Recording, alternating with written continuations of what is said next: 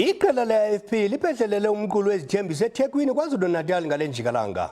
Ukanti intatheli yethu uSimphiwe Makhanya zindlebe namehlo ethu kulomsitho. Ngoku siqhagamshelane naye ukuva ukuba yintoni ephethwe leliqela. Kumede siyakwamkela kwindaba zethu. Khawuthi qabaqaba usixelele ukuba yemiphi imiba ephambili ekucancathwe kuyo liqela lenkathe yenkululeko. Siyavuya ngibingelele kwena bese ngibingelele nokuyena umbukeli wazo izindaba ngalesi sikhathi. Ngisho ukuthi uza kuthina nje umengameli walo iqembu inkatha Freedom Party umnumzana uvele enkosini Hlabisa usanda kuqeda ke inkulumo yakhe nabe ithulela ke amalungu eqembu kanye neningizimu Afrika yonkana ethembisa ke ukuthi iqembu iziphi izinto elizozenza njengoba phela ke elakuleli libheke ukhethweni mhla lulunye ke kuNovember. Phakathi ke kwezintweni esingathi uyithintile enkulumweni yakhe indaba yokulwisana ke nenkohlakalo kanye nokuqinisekisa ukuphepha kwemphakathi yakuleli.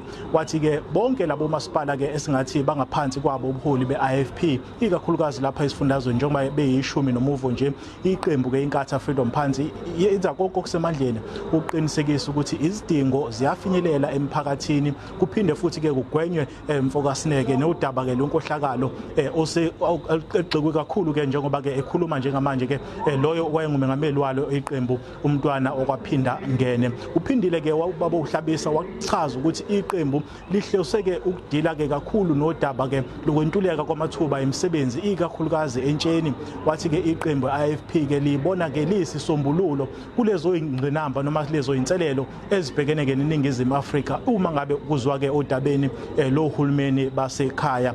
Aphumile ke mfokasineke amaqembu ezombusazwe aphume ke inqina ukuzozama ke ukunxenxa abavoti bakulelo kuba ke babeseke njengoba ke kuyiwa okhethweni. Umbuzo ke usukhona manje ukuthi ngakube lo myalezo oshiwe iqembu namhlanje inkatha Freedom Party uzofinyelela yini ebantwini ekuyibona abazoba ke negunya lokuba ke babeke iqembu elizobusa uma ngabe kushaya umhla ka1 ke kuNovember. Uza kuthina nje mfokasineke loyo wayengumengameli weqembu inkatha Freedom Party inkosi uma ngosuthu ubuthelezi usaqhubeka namanje usakhuluma ke nabo esingathi bathameleke lo mcimbi oqhubekayo njengamanje lapha eGraveville Racecourse eThekwini. Asibusele intambo kwena mfokasineke eGoli.